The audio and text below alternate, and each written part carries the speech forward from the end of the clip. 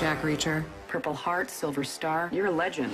There's this dent in the desk. People say you made it with someone's head. I need your help. They killed my men. Men that used to be under your command. What you've done. You should have stayed out of this. You followed me in here. That was a mistake. Really? Fellas? Where do I get the feeling that you're enjoying this? You have a very interesting way of saying thank you.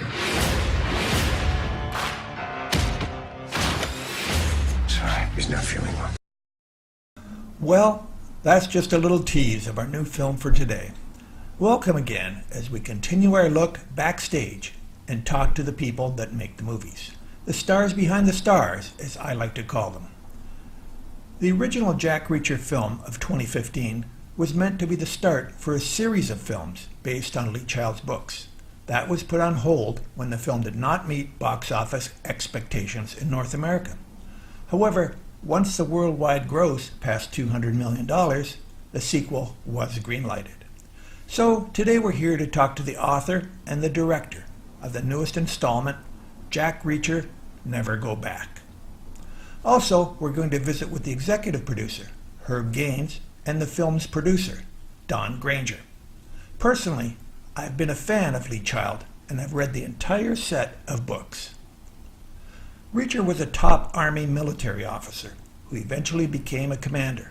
As his character takes no crap from anybody, he inevitably ran afoul of the establishment and took an early leave instead of a forced discharge. Now he just wanders around the country as a sort of drifter. When his clothes are dirty or unsuitable, he throws them away and buys new ones. He carries only his toothbrush. I'd like to get right into making the film, as we have added the producing side to this show. So let's begin with the author of the novels upon which everything is based, Lee Child. Thanks for being with us, Lee. Can we start off by asking you about having your books turned into movies? It was very freaky for me because when you write a book, obviously a little bit of yourself goes into that character. And then when the actor plays the character, he is picking up what's in there. And so I was essentially watching Tom Cruise be me. A book audience is very different from a film audience, isn't it? I love that about movie audiences generally, that you're doing something collective, especially in a large theater where there's a lot of you. The collective intake of breath, the collective laugh, the collective shock. I found that to be terrific. You know, what I had intended one person to feel at a particular moment, suddenly 1,000 people were feeling simultaneously. You created a strong female character in Turner. How do you feel about Kobe Smulders portraying her? She, in a way, is Reacher. You know, she has his old job. She is him. She has all his capabilities, his experience, his intelligence, his aptitude. She is the new version. And so, in a way, he's meeting himself. And she had to really understand that and really play it. Otherwise, it just wasn't going to work. And so she was really the crucial part of the casting for this one. And I was really happy when it was her, and I'm really happy seeing what she's doing. She's really nailing it. I've met women like this. I've met Army women and exactly like this, and she is doing a great job. Reacher's a very serious guy, but you seem to have imbued him with a bit of that dry British humor of yours. I think the humor, Reacher's humor is actually there's more of it than people think. You know, he does have this deadly, dry, sardonic wit, and he was never particularly worried about the chain of command, and of course now he's out of the Army, why should he worry about it at all? So he's perfectly prepared to take on a guy like Morgan and give him a real hard time. The villain here also needs to be smart and tough to go after somebody like Reacher. Patrick Husinger was asked to step into that. Patrick, in a way, is a sort of frightening thing for a book writer to look at, because somebody once made the point to me that, of course, Reacher is my creation, but all the bad guys are my creation as well. The setting in the book has been changed. Do you think that affects the story you wrote? This is not the same setting as the book, but you know, New Orleans is incredibly cinematic. It's full of interesting stuff. It's full of things that are already kind of creepy and dangerous in some ways. And you know, I know the production has exploited that tremendously.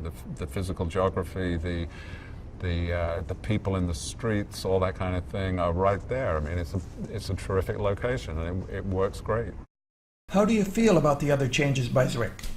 I firmly believe that a movie is different from a book. It has different requirements, and therefore Ed needed to have the emotional freedom to do whatever he needed to do. So I wanted him to be very clear about that, and I think obviously he was.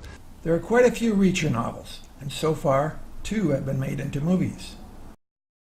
Yeah, the first movie was a great movie in its own right, but it had a lot of weight to carry, in that it was the first Reacher movie, and it had to introduce Reacher to the international audience, say this is who the guy is. Well, we did that. That's done. So now in this movie, the credits roll, and Reacher is just as badass as he wants to be. He does not need to be explained. He's just 100 miles an hour through the entire story, being Reacher. It's great to see.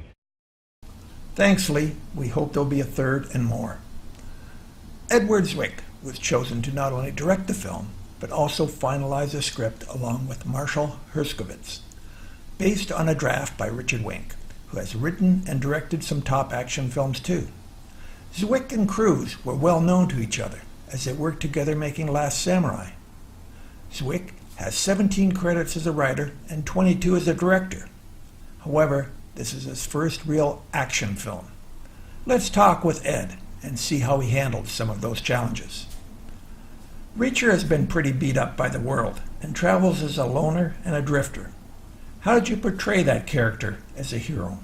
He is in pursuit of justice. He is in pursuit of righting wrongs, and it is justice as he sees it fit, not as even the law might dictate. And that's a great tradition of Shane and Paladin, these great iconic Western heroes. Lee Child is a fantastic writer of novels. How was he involved with the movie? Obviously, whenever one makes a movie adaptation of a book, you worry about how the author might feel. And it was really gratifying to have him not just come and be part of the reading and talk about the script, but also then even be part of the movie. Because, I think he is as important to his fans now as even is the character of Reacher. So I felt it was important to include him as well. The female lead, Taylor, is a very strong and independent woman. How did you bring that out? And as Kobe began to meet people, her, women in the military in particular, and also just, our technical advisors, it was obviously very important to her that she's representing to a certain degree. And this is a very significant moment about women in the military. Coincidentally, the first woman had actually passed the Ranger course at the moment that we were in prep. There had been women who had been washed out before, but this was only the tip of a very big iceberg that's going to only get bigger as more and more women, matriculate into that role. And I think she felt that was her goal, was to be honestly representative of these people. Is it a problem working with actors who have already achieved so much? You need someone like Wade Eastwood. You need someone like Tom, who are so schooled and so skilled and so aware of things that they've done before that they don't want to repeat. That you all sit down together again, and it's almost like writing with bodies in space. How did you see the bad guy? And the key was to find someone, a kind of doppelganger to Tom, a kind of opposite number, someone who is of the same experience, possibly quite attractive, very capable. And I think this guy, as a villain, the idea is that he takes a very specific identification and almost fascination, and even a little sick fascination, in the competition, in the idea of one-on-one with this legendary guy. Tom Cruise has a reputation for wanting to do his own stunts. Was that the case here?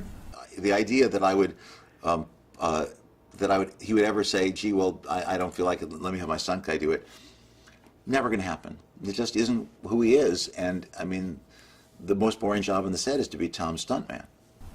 New Orleans brings a new dimension to the story that was not in the book. The idea that a third act sequence could take place amidst, demons and ghosts and great color, it was just a natural. And so it's one thing to write that and quite another thing to figure out just how to do that.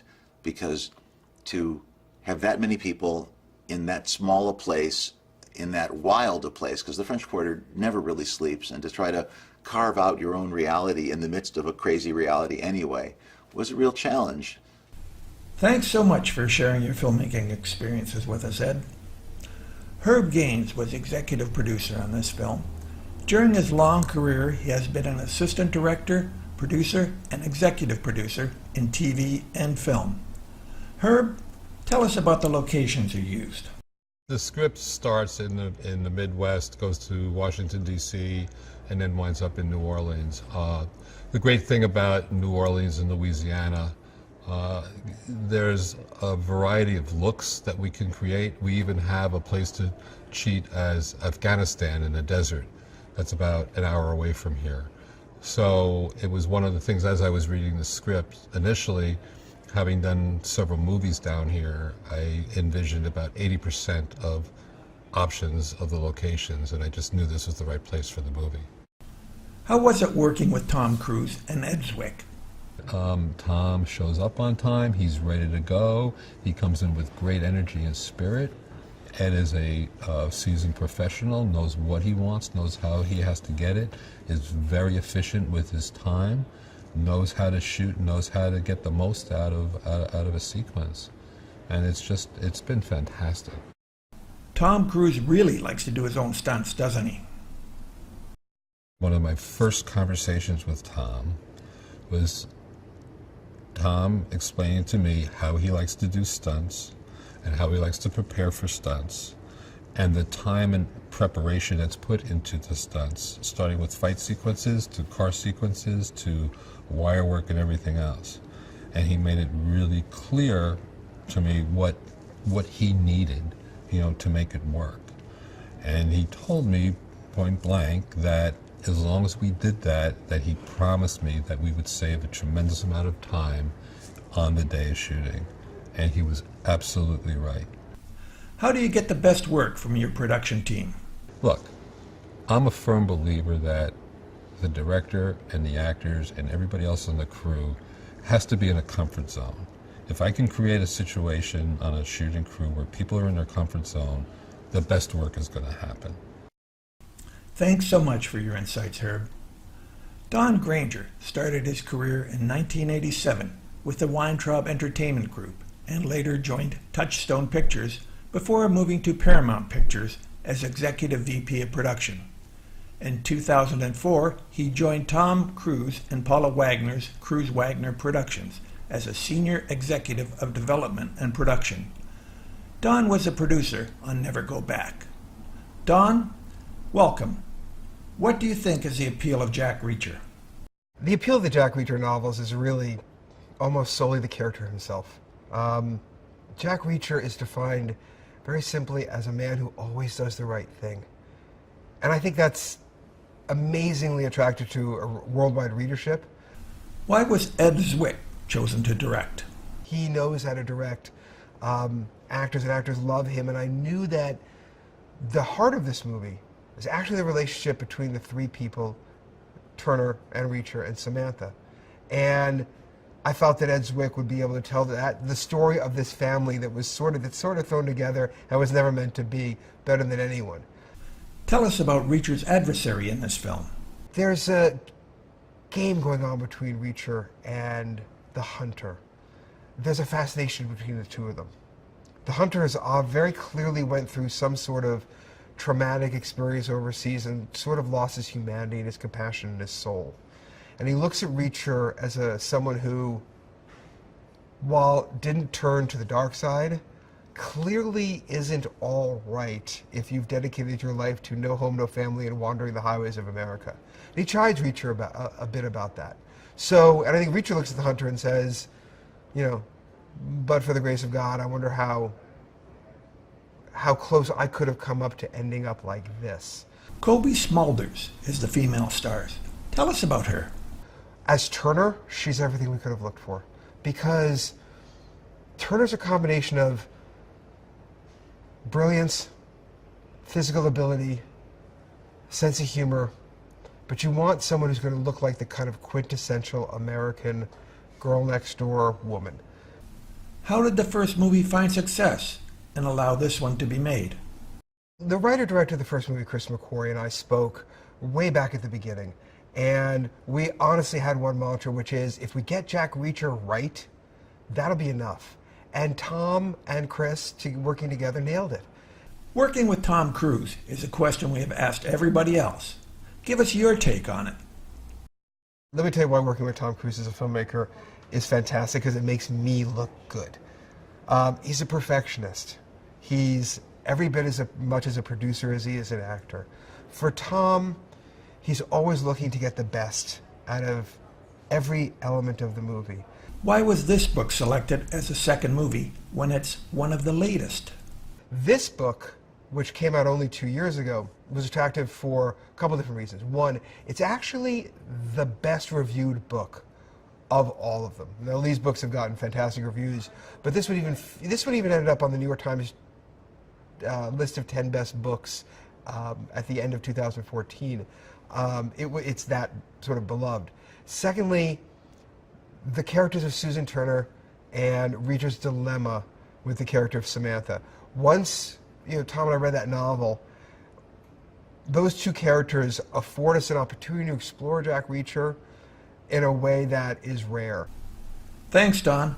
Your talent and long experience really shows.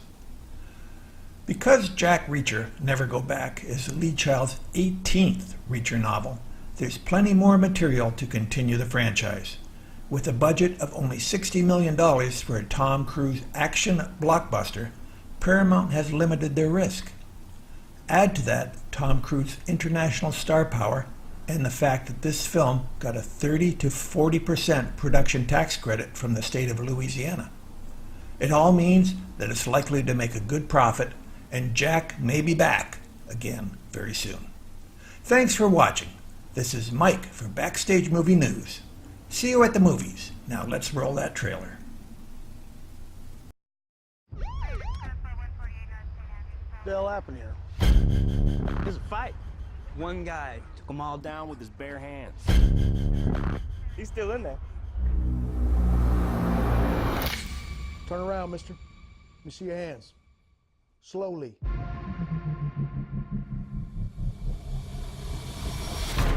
Aggravated assault is a felony in this state, Mr. Reacher. Process him and get him to county. Two things are gonna happen in the next 90 seconds. Excuse me? First, that phone over there is gonna ring. Second, you're gonna be wearing these cuffs on your way to prison. Well, that is one magnificent prophecy, Mr. Reacher.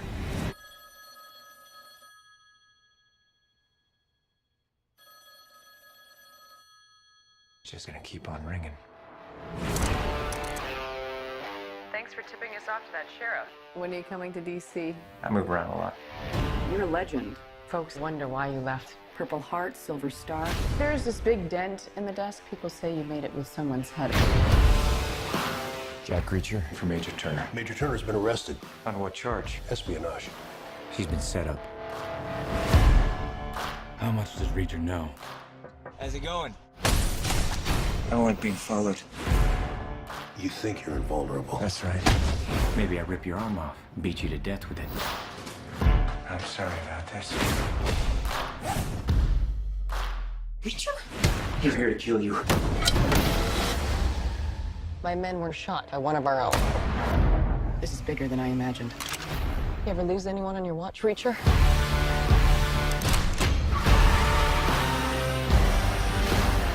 You're a dead man. You think you're above the law. But I'm not the law. So you should start running, because I'm going to start hunting. And when I find you, I'm going to kill you all.